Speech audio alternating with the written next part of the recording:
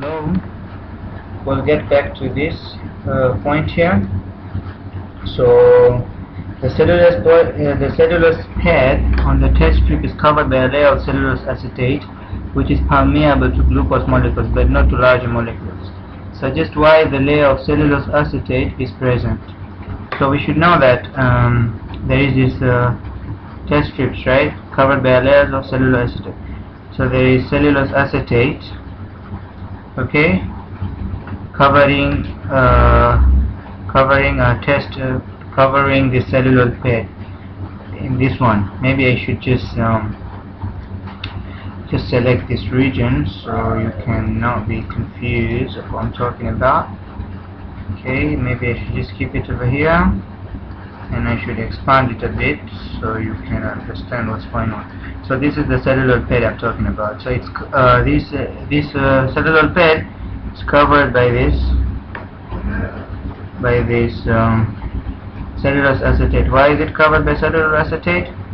The only reason is this: to keep out proteins,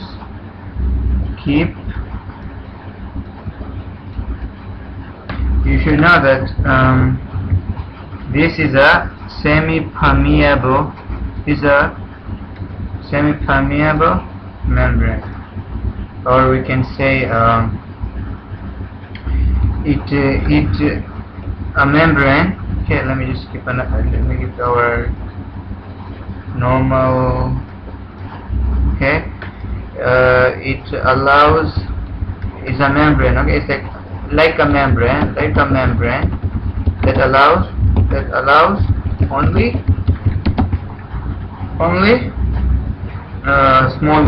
small molecule like glucose, and stops large molecules like protein. Okay, so this is the idea behind here. And then to prevent interference to reaction, and why this is there? Why is this important? This is important because of two reasons. One, interference prevented.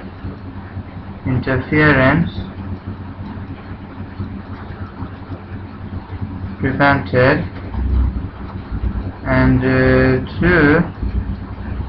two, we have this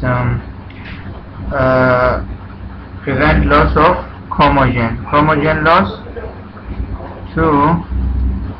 Chromogen loss prevented.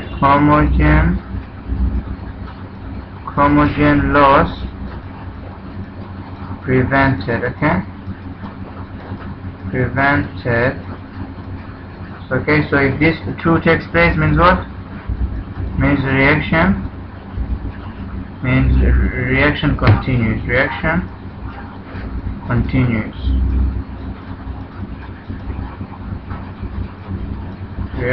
continues.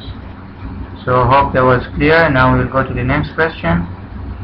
We have the accuracy of the diagnosis of T infection by T. pallidum using H91 was compared with that using dark field microscopy and with blood testing. The results are shown in table 2.1. A positive test result indicated that T. pallidum is present, and a negative test result that it is absent.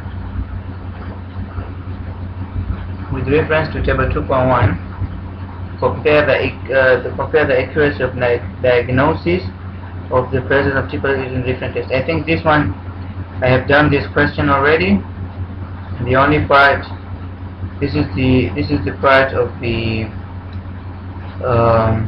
other region over there. The other question, the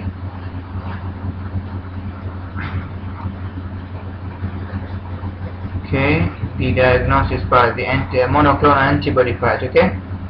But then maybe we can just take a look. That we remember. So the accuracy of diagnosis of the presence of T. pallidum using the different tests. So you start with saying that here we can start by with saying that you have to first sit down and think. Okay, H91 is most accurate,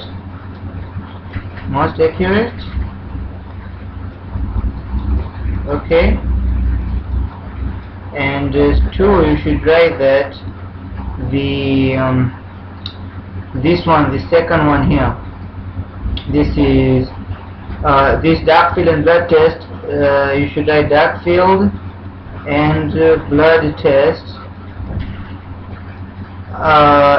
little inaccuracy. I mean, the inaccuracy is very little, little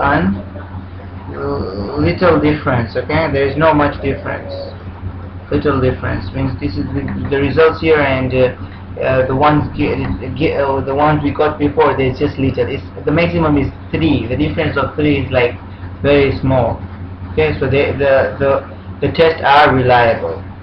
Then suggest why blood testing for and so the third point you can see is the blood test is the less is the one with the least accuracy. Okay, so this is we finished this, and this is the points over here. Then we have to suggest why blood testing for anti-treponema antibodies gave 2 positive results in patients later found not to have the infection.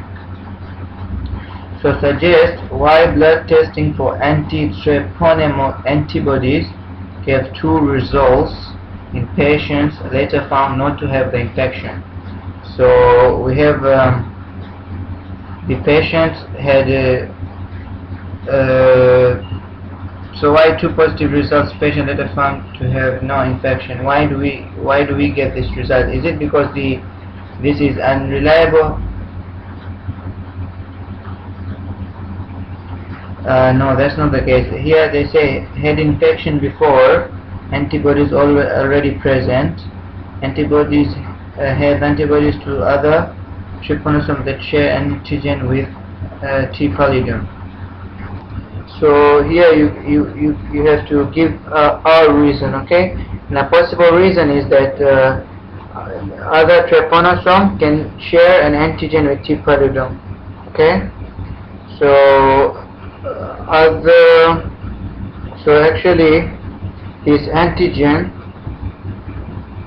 in T pallidum can be present in other trypanosome as well. Okay, in others as well. Now if to maybe justify how is this H9 test not suspected to the problems given here, we should know that what does HD9 does is it goes directly to the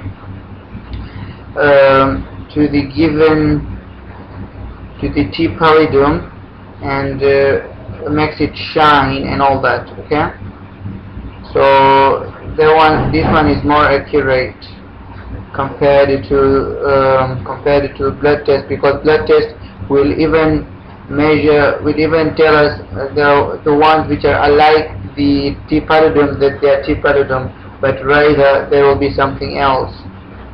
So hope you enjoyed this video, and I'll see you in the next video. Thank you for listening.